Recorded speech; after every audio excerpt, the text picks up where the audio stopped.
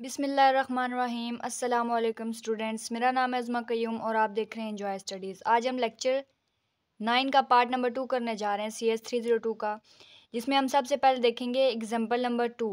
इसकी सिर्फ डायग्राम समझाऊंगी, बाकी की आपने रीडिंग खुद कर लेनी है क्योंकि मैं पहले पार्ट में इसकी एग्जाम्पल समझा चुकी हूँ, तो आप उसके अकॉर्डिंगली सारा देख सकते हैं। एग्जाम्पल में सबसे पहले हमें 2 और गेट दिए गए हैं जो कि स्टार्टिंग में लगे हुए हैं, A पॉइंट पे और C पॉइंट पे। उसके बाद एंड गेट दिया गया है। एंड गेट को हमने 3 इनपुट्स देनी है, पहली है A, दूसरी B और तीसरी C, और ये A और C दोनों नेगेटिव जा रही हैं। तो ये क्या करेगा, हमारे पास प्रोडक्ट ले लेगा A का inverse dot B dot C का इन्वर्स, इन्वर्स मतलब C बार। आगे लगा हुआ है एक नैंड गेट। नैंड गेट से पहले यहाँ पे एक और गेट लगा हुआ है। और गेट क्या करेगा, D को लेगा और इस इनपुट को लेगा C को, जो कि जा रही है माइनस की, C बार के तौर पे जा रही है इनपुट, तो ये बन जाएगा C बार प्लस D। और जब ये और ये दोनों इनपुट्स इस नैंड गेट को मिलेंगी तो नैंड गेट क्या करता है, मल्टीप्लाई करेगा और जो भी आंसर आएगा उसका उलट ले लेगा, मतलब उसके ऊपर बार लगा देगा। तो इस चीज़ को और इस चीज़ को आपस में मल्टीप्लाई इसने कर दिया। आगे ये नॉट गेट लगा हुआ है तो इसकी वजह से इसने क्या ऊपर बार लगा दी। बाकी के आपने जितने भी पॉइंट्स हैं वो खुद रीडिंग कर लेनी है। नेक्स्ट बहुत इंपॉर्टेंट टॉपिक आता है स्टैंडर्ड SOP फॉर्म। ये इंपॉर्टेंट है शॉर्ट और क्विज के लिहाज से तो बहुत ज़्यादा इंपॉर्टेंट है। ये हमारे क्विज 1 में भी आ चुके हैं और इसके बाद ये मिड टर्म में भी इसके क्वेश्चंस आ चुके हैं। जो पहली लाइन है खास तौर पे ये इंपॉर्टेंट है। Standard SOP form has product term. SOP की फॉर्म कौन सी है, product term that have all the variables in the domain of the expression. और इसके बाद होता क्या है, पहले प्रोडक्ट लेंगे उसके बाद सम कर देंगे। प्रोडक्ट ये लिया, A मल्टीप्लाई बाय C का कॉम्प्लीमेंट लेंगे, फिर उसके बाद प्लस करेंगे B C के कॉम्प्लीमेंट के साथ। नेक्स्ट हमें बताया जा रहा है कि हमारे पास जो गिवन कंडीशन होगी या जो एक्सप्रेशन होगी उसका सबसे पहले स्टैंडर्ड फॉर्म में होना बहुत इंपॉर्टेंट है। अगर वो नहीं है तो हम उसे स्टैंडर्ड फॉर्म में करेंगे। A C complement plus B C का कॉम्प्लीमेंट, ये हमारे पास स्टैंडर्ड फॉर्म नहीं है तो हम इसे स्टैंडर्ड फॉर्म में कन्वर्ट करेंगे। कैसे करेंगे, इस पर एक रूल यूज़ हो रहा है, A प्लस A का कॉम्प्लीमेंट इज इक्वल टू 1। तो इस रूल को हम इसके अंदर कन्वर्ट करेंगे तो हमारे पास ये एक्सप्रेशन आ जाएगी। नेक्स्ट है standard POS form, product of sum. Standard POS form है सम टर्म, इसकी सम टर्म होती है। पहले वाली की थी product term, that have all the variables in the domain of the expression. इस एक्सप्रेशन के अंदर जितने भी, जैसे कि यहाँ ऊपर दिखे ना A C था और यहाँ पे B C था, तो हमारे पास स्टैंडर्ड फॉर्म कैसे आएगी, यहाँ पर A B C तीनों होने चाहिए और यहाँ पर भी A B C तीनों होने चाहिए। तो इसलिए हमने ये रूल यूज़ करके यहाँ एंड पे देखें A B C ये तीनों हमारे पास वेरिएबल आ गए हैं। तो यही हमें बताया जा रहा है कि जो हमारे पास फाइनल एक्सप्रेशन आएगी उसमें सारे वेरिएबल्स होने ज़रूरी हैं।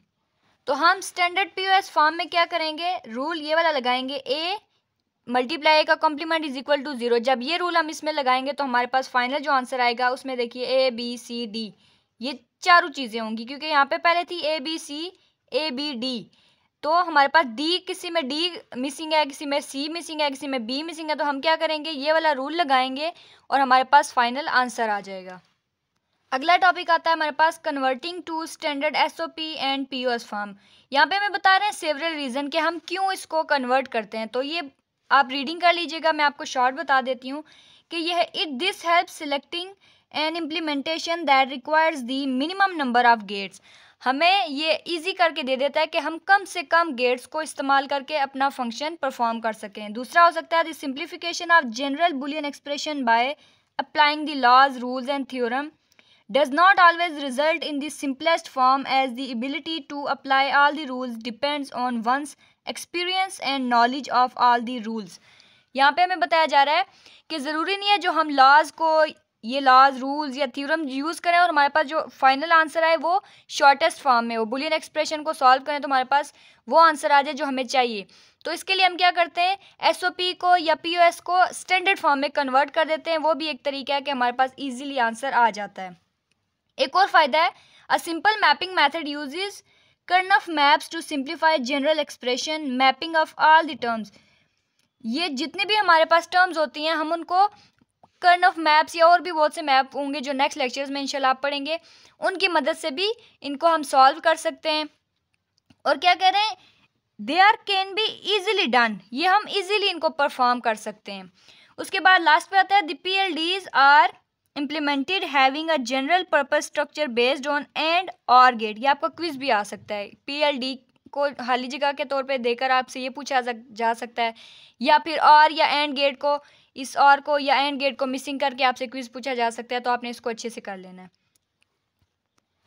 अब जो हमारे पास टॉपिक आ रहा है min term and max term, बहुत ही ज़्यादा इंपॉर्टेंट टॉपिक है। इसमें हमें बताया जा रहा है मिन टर्म क्या होती है। Product term in the standard SOP form are known as min term. जो प्रोडक्ट वाली टर्म होती है वो मिन टर्म होती है। The sum term in the standard POS form are known as max term. जो हमारे पास प्लस वाली सम वाली चीज़ होती है वो होती है मैक्स टर्म। ये आगे एग्जांपल दी हुई हैं, A की वैल्यू, B की, C की। मिन टर्म क्या है, इनको हमने आपस में मल्टीप्लाई कर दिया। मैक्स टर्म क्या है, इन सारी वैल्यूज़ को हमने आपस में प्लस कर दिया। आगे टॉपिक आता है binary representation of standard product term और मिन टर्म। ये क्विज भी है, प्रोडक्ट टर्म को मिन टर्म कहते हैं या मिन टर्म को प्रोडक्ट टर्म कहते हैं। ये आपने इसको थोड़ा सा कॉन्शियसली देखना है। तो हम स्टैंडर्ड प्रोडक्ट टर्म को या मिन टर्म को बाइनरी में कैसे रिप्रेजेंट करेंगे, उसका एक आसान तरीका है कि जिस चीज़ पे हमारे पास बार होगी हम उसको लेंगे 0 के इक्वल। किस में, प्रोडक्ट टर्म में। जिसके ऊपर बार होगी उसे 0 के इक्वल ले लेंगे, बाकी दोनों को 1 के equal. A is equal to 1, B is equal to 1 and C not या C complement is equal to 0। ये हमारे पास तरीका है कि हमें पता चल जाएगा कि ये प्रोडक्ट टर्म है। उसके बाद जो हमारे पास फाइनल आंसर आएगा SOP expression is equal to 1। ये जितनी भी पूरी एक्सप्रेशन है ना, उसका जो हमारे पास रिजल्ट आना चाहिए वो 1 के बराबर होना चाहिए। कम्प्लीमेंट 0 के बराबर हो, लेकिन जो पूरी एक्सप्रेशन का आंसर है वो हमारे पास 1 के बराबर आना चाहिए। सेकंड पे आता है कि अब हम मैक्स टर्म की बाइनरी रिप्रेजेंटेशन कैसे करेंगे। स्टैंडर्ड सम टर्म आर मैक्स टर्म, ये स्टैंडर्ड वर्ड जहन में रखना है, ठीक है। सिंपल सम टर्म नहीं कह सकते, स्टैंडर्ड सम टर्म आर मैक्स टर्म। इसको क्या करेंगे, जैसे हमने ऊपर प्रोडक्ट टर्म का पढ़ा है ना, उसी के बिल्कुल उलट होगा ये स्टैंडर्ड सम टर्म। इसमें क्या होगा, जो बार है ना, जो बार वाली चीज़ है D बार, वो 1 के बराबर होगा, और उसके बाद जितनी भी चीज़ें होंगी बार के बगैर, ये C बार के बगैर है तो 0 के बराबर, A बार के बगैर है तो 0 के बराबर। इनफैक्ट जो चीज़ बार के बगैर होगी वो 0 के इक्वल होगी, और जिसके ऊपर बार या कॉम्प्लीमेंट होगा वो क्या हो जाएगी, 1 के इक्वल हो जाएगी। और एक और इसको पहचानने का पॉइंट क्या है, the POS expression is equal to 0। जो पूरी एक्सप्रेशन इस चीज़ को कहते हैं, ये पूरा जो क्वेश्चन टाइप बना होता है ना, इसको कहते हैं एक्सप्रेशन। ये जब पूरी इक्वल टू 0 होगी तो हम क्या कहेंगे, ये POS एक्सप्रेशन है, स्टैंडर्ड सम टर्म आर मैक्स टर्म है। नेक्स्ट आता है converting standard SOP into standard POS। Standard SOP को स्टैंडर्ड POS में कैसे कन्वर्ट करेंगे, तो इसमें सिंपल हमें यहाँ पे इसमें रीडिंग में बताया जा रहा है कि जो स्टैंडर्ड SOP होती है वो स्टैंडर्ड POS के इक्विवेलेंट नहीं होती, बराबर नहीं होती, क्योंकि हमने ऊपर पढ़ा है कि दोनों एक दूसरे के उलट होती हैं। एक में बार का मतलब होता है 0, दूसरी में बार का मतलब होता है 1, तो ये इक्वल तो नहीं हो सकती। अब यहाँ पे हमें ये एक्सप्रेशंस दी गई हैं, तो क्या होगा, जो बार वाली हम उसको 0 के इक्वल रखेंगे और जो बार के बगैर हम उससे 1 के इक्वल रखेंगे। तो ये हमारे पास जो बाइनरी एक्सप्रेशन दी है ना, ये है 0 की, 2 की, ये 3 की है, ये 5 की है और ये 7 की है। आपने पहले ये की हुई, अगर नहीं तो आपको आनी चाहिए, अभी रिवाइज कर लेनी चाहिए। द कैनोनिकल सम, ये क्विज भी आ चुका है, आपको इससे अच्छे से देखना है। Sigma A dot B dot C 0 2 3 5 7 is equal to 0 की। अब हमारे पास यहाँ पे ये वाली एक्सप्रेशन है ना, तो हम क्या करेंगे, A bar B bar C bar plus, अब आगे ये A बार B, ये सिंपल B है तो इसकी जगह हम 1 लिख देंगे, और C बार है तो 0 लिख देंगे। ये सीधा इसके मुताबिक यहाँ पे हमने ये लिख दी।